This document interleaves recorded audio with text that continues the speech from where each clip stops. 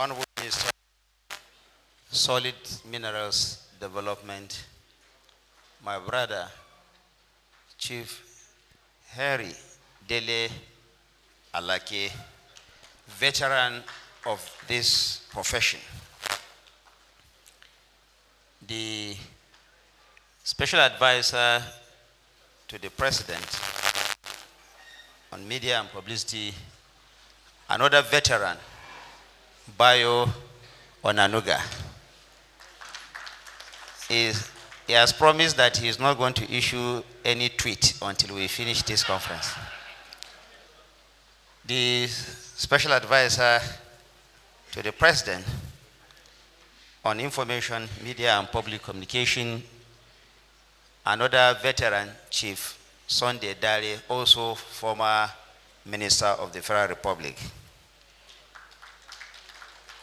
My own Permanent Secretary, the Permanent Secretary, Federal Ministry of Information and National Organization, Mr. Chinasa, and the Executive Secretary, Nigerian Press Council, Dr. Dili Ezwaga. We have also Senior Special Assistant to the President on Media and Special Duties here present, Mr. Tunde Rahman. We have the Managing Director, actually, of the News Agency of Nigeria, the only Ali M. Ali is here. Senior Special Assistant to the President on Media, Abdulaziz. Senior Special Assistant to the President, Mr. Tokbe Ajayi. Senior Special Assistant to the President, Fred. I don't know whether there are other special assistants here, but let me say I can see Special Assistant to the President on Digital, Mr. Ortega Ogra the Tiger. Directors of the Federal Ministry of Information and National Orientation. I'm also seeing the President of the Nigerian Institute of Public Relations here, Dr. Ike Neliaku. I'm seeing the former President of African Public Relations Association, Mr. Yomi Badejo Okusaya. The Executive Director, Academy Specs, Professor Ike Okechukwu. And another veteran and former Vice President of the Nigerian Institute of Public Relations, Dr. Mohammed Awal Haruna.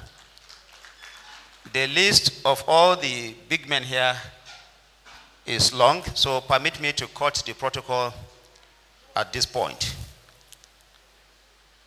But before I begin, let me congratulate all Nigerians. About 2 hours ago, the General Assembly of the United Nations Scientific and Cultural Organization, UNESCO, meeting in Samarkand in Uzbekistan, granted the final hosting right to Nigeria for the first ever Media and Information Literacy Center to be hosted anywhere in any part of the world. This is indeed a great achievement for Nigeria and for Africa. I know when the journey towards bidding for the hosting right started about 3 years ago, even before my appointment as Honorable Minister. It has been a very tedious one. And when I came in the last 2 years, with the great support of President Bola Ahmed Tinubu, who called me after I had briefed him and said, whatever we needed to ensure that the hosting right is granted to Nigeria, he is ready. And all through this journey, President Bola Ahmed Tinubu has been extremely supportive. And so we are very grateful to Mr. President for that feat. This is not a small one. At a time that Nigeria may be facing some media attention for some other reason, today we can say that the world actually recognizes the place of Nigeria on the global stage. This is indeed a great one. Also recall that about 3 weeks ago, the Nigerian Institute of Public Relations unveiled the WPRF, that is the World Public Relations Forum, that is coming to Nigeria next year. What this means is that all leading public relations practitioners from all over the world are going to come to Nigeria next year. The International Press Institute has also agreed to hold its executive board meeting in Nigeria next year. These are all good things happening to our country, in addition to so many other things happening from other parts of the world. Gentlemen and ladies of the press, let me welcome you once again to this briefing. And I must appreciate you for turning out in large numbers, even at a very short notice. This, to me, goes a long way to indicate the seriousness and the commitment of the Nigerian media towards the Nigerian project.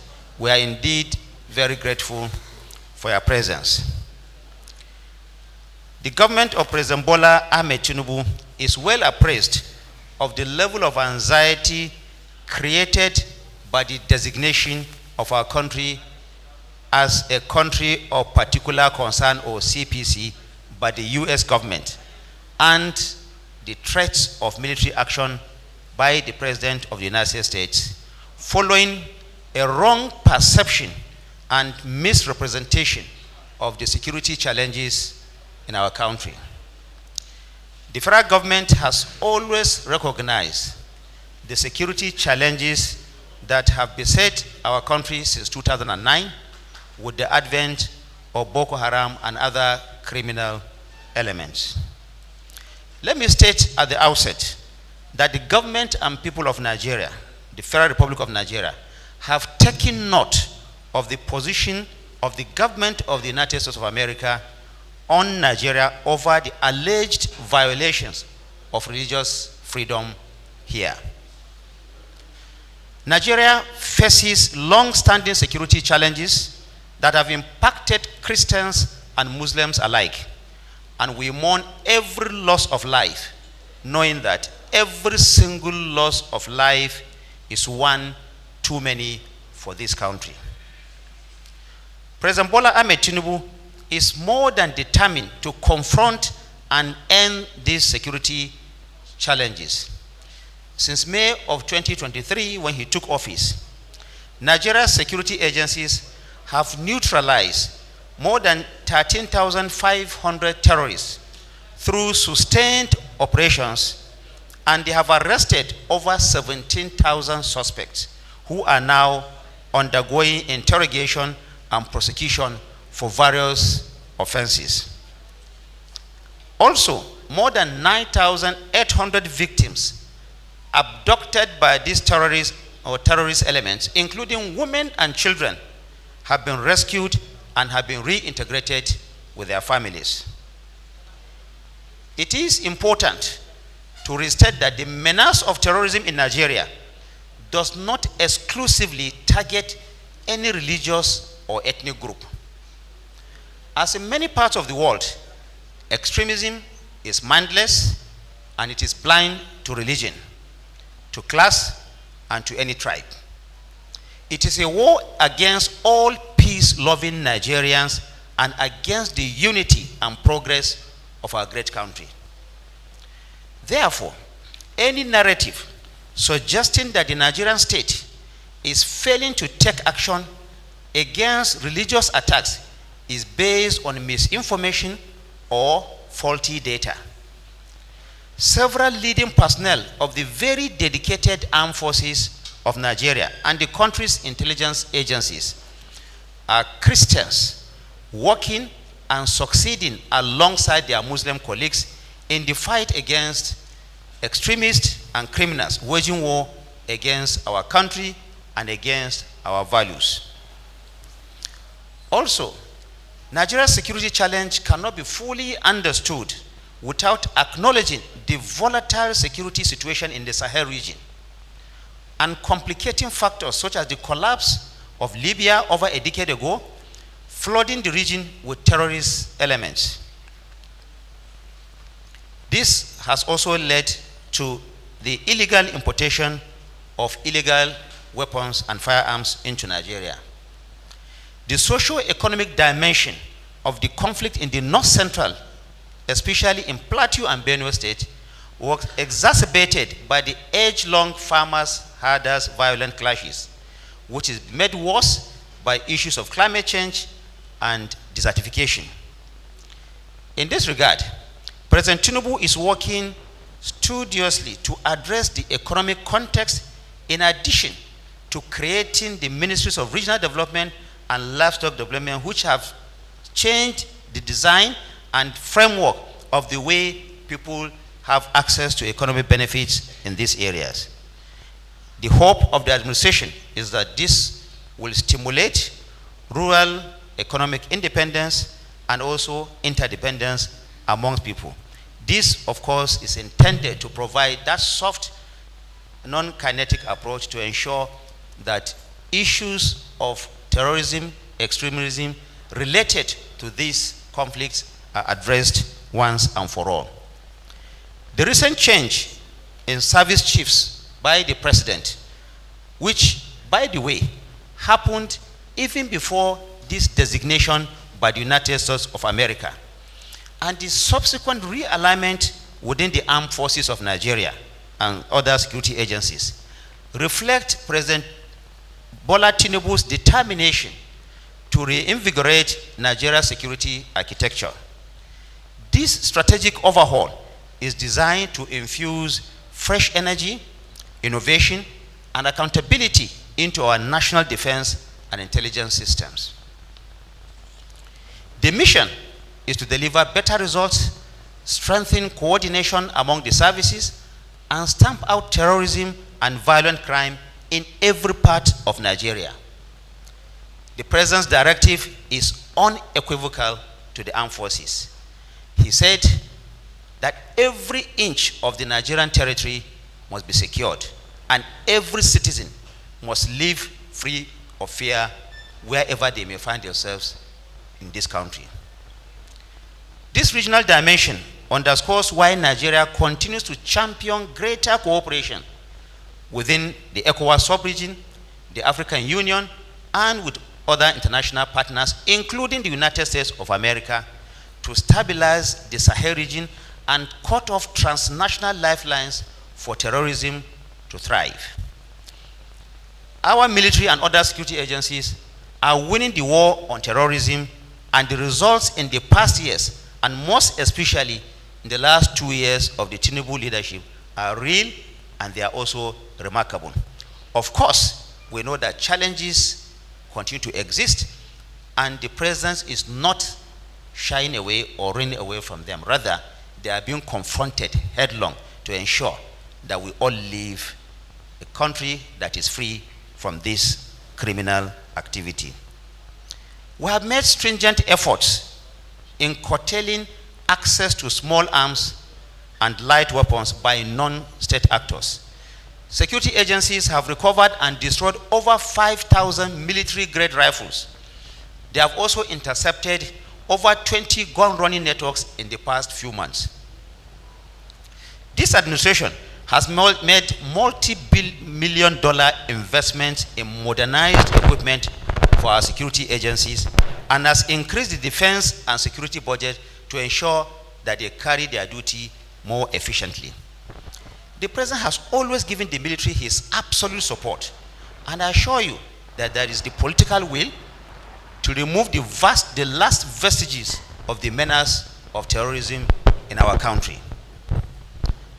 In the last 2 years, significant progress, to give you an example, has been made in the war against terrorism across the Northwest, Northeast, Southeast, North Central, and other parts of this country. Within this period, the number of terrorism-related attacks has plummeted. In March, a report, and I want you to listen to this. In March this year, a report by the Global Terrorism Index indicated that terrorist attacks were at their lowest in over a decade in Nigeria. The Nigerian government did not say this. It is also the international community represented by the Global Terrorism Index that has given out this information.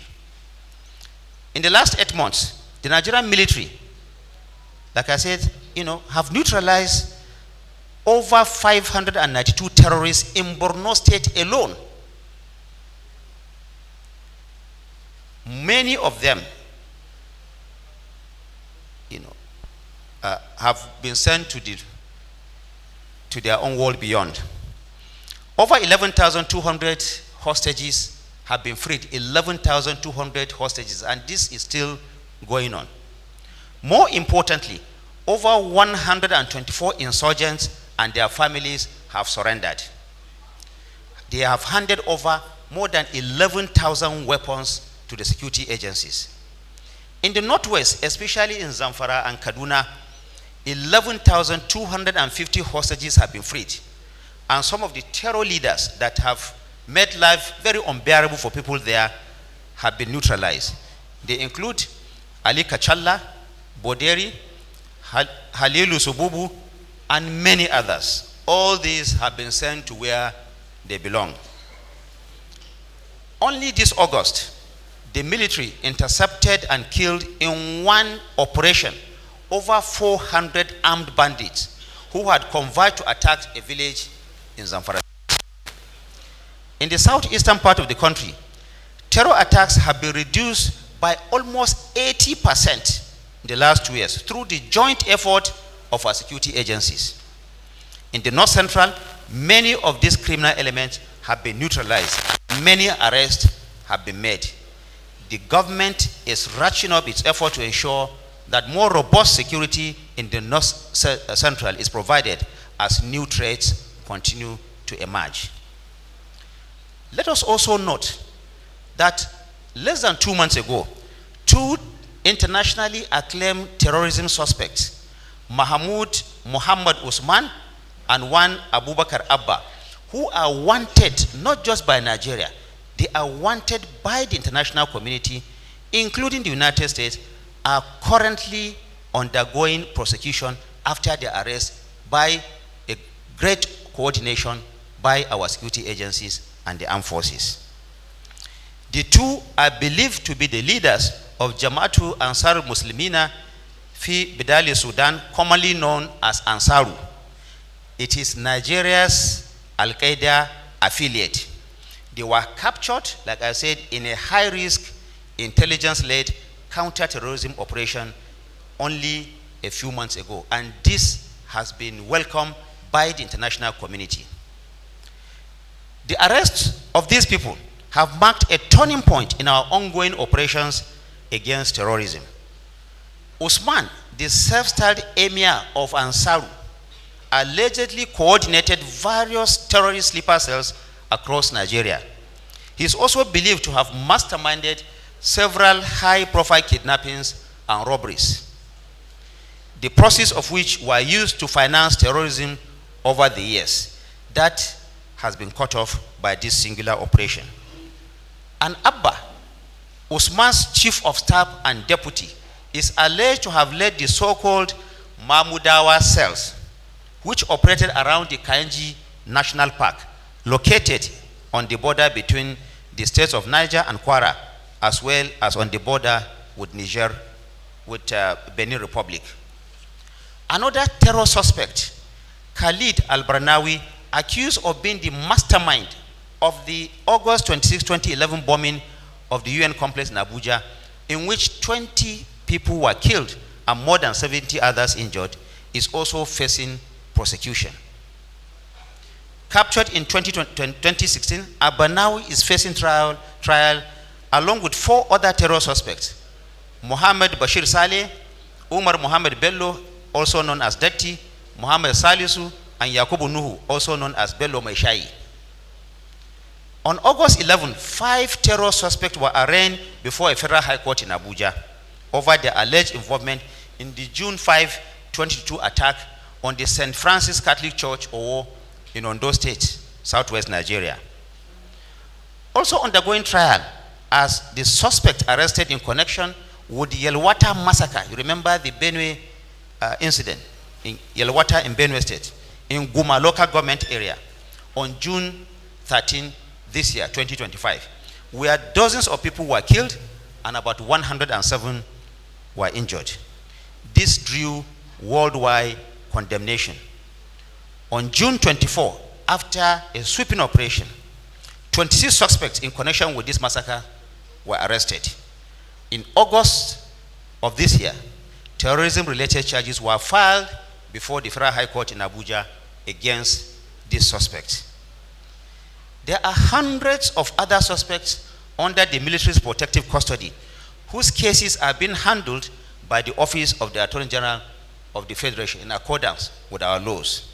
So far, 125 of the terrorists have already been convicted. The various arrests and trials of terrorism suspects showed that Nigeria's security agencies have been diligent in dealing with the perpetrators of terror in the country. Of course, we recognize that more needs to be done to secure Nigeria, and that is why the President is working assiduously and issuing directive to the new service chiefs to ensure that they indeed wipe out the remnants of these criminal elements. We shall continue to make the suspect accountable for disrupting the peace of our country in consonance with the rule of law. The federal government will not relent until the remnants of these criminal elements and perpetrators are permanently removed from our country. The government of Nigeria remains open and willing to work closely with any member of the international community, including the United States of America and other nations and partners, to achieve our shared goal. That is the complete elimination of terrorism and criminal violence extremists on the Nigerian soil. Mr. President has vowed and he's continued to work to ensure that wherever they are, all those that are making Nigeria unsafe in this country are permanently removed from this country. And we are having a great march in that direction. The cooperation between Nigeria and the United States of America has already resulted in the delivery of a dozen Super Tucano aircraft, which have been of tremendous impact in the anti-insurgency fight, with another dozen AH-1Z Viper attack helicopters in the process of being acquired by the Nigerian Air Force. We call on our American friends and partners to approach the Nigerian situation with an understanding of its complex realities.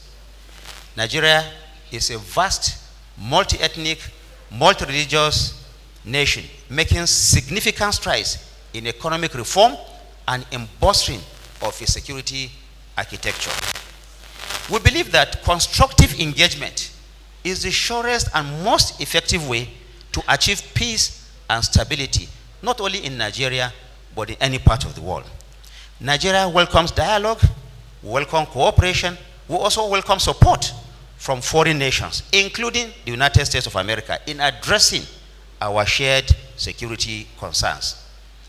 We warmly invite all our partners, both domestic and international, to join us in this noble endeavor, anchored on trust, on collaboration, and also based on mutual respect.